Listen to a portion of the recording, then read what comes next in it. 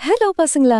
இன்னைக்கு நாம ரே ஆப்டிக்ஸ் யூனிட்ல இருந்து ஒரு ரொம்ப முக்கியமான அதே சமயம் ரொம்ப ரொம்ப ஈஸியான ஒரு டாபிக் பார்க்க போறோம்.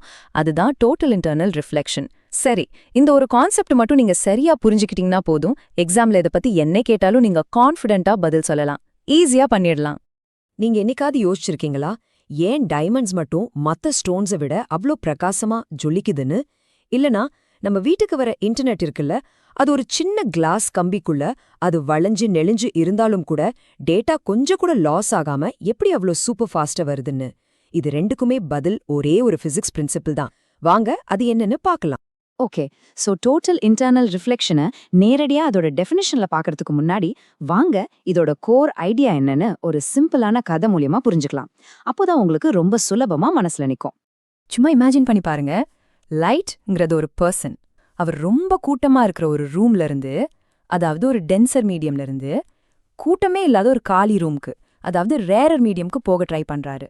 அவர் நேரா வாசலுக்கு போனா ஈஸியா வெளிய போயிடலாம். ஆனா ஒரு கார்னர்ல இருந்து ஒரு ஆங்கிள்ல போக ட்ரை பண்ணா கொஞ்சம் கஷ்டம் இல்லையா? அதே கதை தான் இங்கேயும் நடக்குது.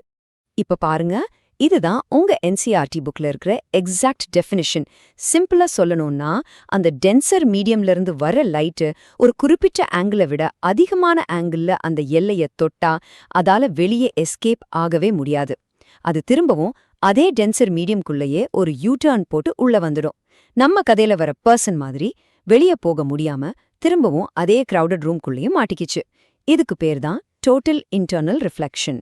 ஆனா இந்த மாதிரி லைட் உள்ளேயே மாட்டிக்கணும்னா, அதாவது டோட்டல் இன்டர்னல் ரிஃப்ளெக்ஷன் நடக்கணும்னா அதுக்கு ரெண்டு கோல்டன் ரூல்ஸ் இருக்கு. இந்த ரெண்டு ரூல்ஸும் சாட்டிஸ்ஃபை ஆனா மட்டும்தான் இது நடக்கும். எக்ஸாம்க்கு அது ரொம்ப ரொம்ப முக்கியம். சோ நல்லா கவனிங்க. இதுதான் அந்த ரெண்டு golden rules. Rule number 1, light எப்பவுமே டென்சர் மீடியம்ல இருந்து ரேரர் மீடியமுக்கு போகணும். அதாவது தண்ணில இருந்து காத்துக்கு, இல்லனா கிளாஸ்ல இருந்து காத்துக்கு. மாத்தி நடந்தா வேலைக்கு ஆகாது. Rule number 2, angle of incidence ஒரு ஸ்பெஷல் ஆங்கிளை விட அதிகமா இருக்கணும். அந்த ஸ்பெஷல் ஆங்கிளுக்கு ஒரு பேர் இருக்கு. அதுதான் இந்த மொத்த கதையோட அந்த ஸ்பெஷல் ஆங்கிள் தான் கிரிட்டிக்கல் ஆங்கிள். இது ஒரு மேஜிக் ஆங்கிள் மாதிரி.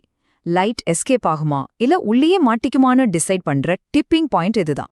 இங்க முக்கியமான விஷயம் என்னன்னா, நீங்க லைட்டை கரெக்டா இந்த கிரிட்டிக்கல் ஆங்கிள்ல அனுப்புனீங்கன்னா அது வெளியும் போகாது, உள்ளேயும் வராது. அந்த ரெண்டு மீடியமா பிரிக்கிற கோட்டு மேலேயே சரியா 90 டிகிரில போகும். இதுதான் லைட் எஸ்கேப் ஆகிறதுக்கான லாஸ்ட் சான்ஸ். இதை விட 1 டிகிரி ஆங்கிள் அதிகமானா கூட லைட் யூட்டன் போட்டு உள்ள வந்துடும். வாங்க இந்த படத்தை வச்சு மொத்த கதையும் ஒரு தடவை பாத்திரலாம். ஸ்டெப் 1, இங்க பாருங்க. ஆங்கிள் ஆஃப் இன்சிடென்ஸ் வந்து கிரிட்டிக்கல் ஆங்கிளை விட கம்மியா இருக்கு. அதனால லைட் ஈஸியா ரிஃப்ராக்ட் ஆகி வெளியே போயிடுது. ஸ்டெப் 2, இப்போ ஆங்கிள் ஆஃப் இன்சிடென்ஸ் வந்து கிரிட்டிக்கல் ஆங்கிளுக்கு ஈக்குவலா இருக்கு. லைட் அந்த கோட்டு மேலேயே 90 டிகிரில போகுது. ஆனா ஸ்டெப் 3ல பாருங்க, இங்கதான் மேஜிக் நடக்குது. ஆங்கிள் ஆஃப் இன்சிடென்ஸ் கிரிட்டிக்கல் ஆங்கிளை தாண்டிடுச்சு. இப்போ லைட்டுக்கு எஸ்கேப் ஆக வழியே இல்ல. அது முழுசா உள்ளே ரிஃப்ளெக்ட் ஆகிடுது. இதுதான் நம்ம டோட்டல் இன்டர்னல் ரிஃப்ளெக்ஷன். இதுக்கு ஒரு ரொம்ப சிம்பிளான ஃபார்முலா இருக்கு. பயப்படாதீங்க. sin IC = N2/N1. இதுல N1ங்கிறது டென்சர் மீடியமோட ரிஃப்ராக்டிவ் இண்டெக்ஸ், N2ங்கிறது ரேரர் மீடியமோட ரிஃப்ராக்டிவ் இண்டெக்ஸ். பொதுவா ரேரர் மீடியம் காற்றுனா N2ஓட வேல்யூ 1. அப்போ ஃபார்முலா இன்னும் சிம்பிள். sin IC = 1/N1. அவ்வளவுதான். சிம்பிள் இல்ல? இப்போ இந்த டேபிள பாருங்க. இது ரொம்ப இன்ட்ரெஸ்டிங். தண்ணிக்கு கிரிட்டிக்கல் ஆங்கிள் கிட்டத்தட்ட 49 டிகிரி.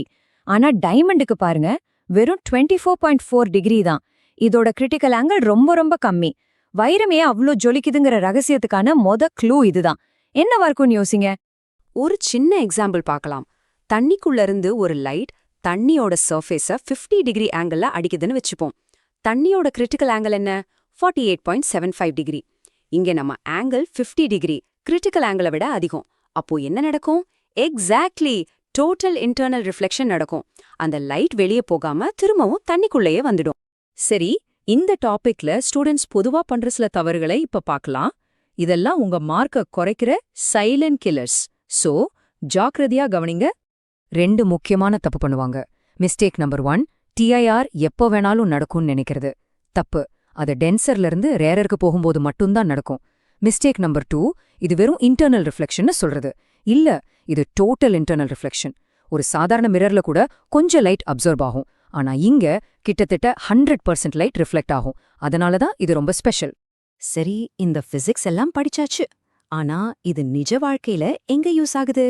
நம்ம ஆரம்பத்துல கேட்ட கேள்விகளுக்கு இப்ப பதில் தேடலாமா? இதுதான் ஆப்டிகல் ஃபைபர். உங்க வீட்ல இருக்கிற ஹை ஸ்பீட் இன்டர்நெட்க்கு இதுதான் காரணம். இது கூட லைட் பல முறை டோட்டல் இன்டர்னல் ரிஃப்ளெக்ஷன் ஆகி கொஞ்சம் கூட இன்டென்சிட்டி லாஸ் ஆகாம ரொம்ப தூரம் டிராவல் பண்ணும். இதனாலலாம் நம்மால ஃபாஸ்டா டேட்டாவை அனுப்பவும் வாங்கவும் முடியுது. உண்மையை சொல்லணும்னா நீங்க இப்ப இந்த விளக்கத்தை பாக்குறதுக்கு கூட இந்த டெக்னாலஜி தான் காரணம்.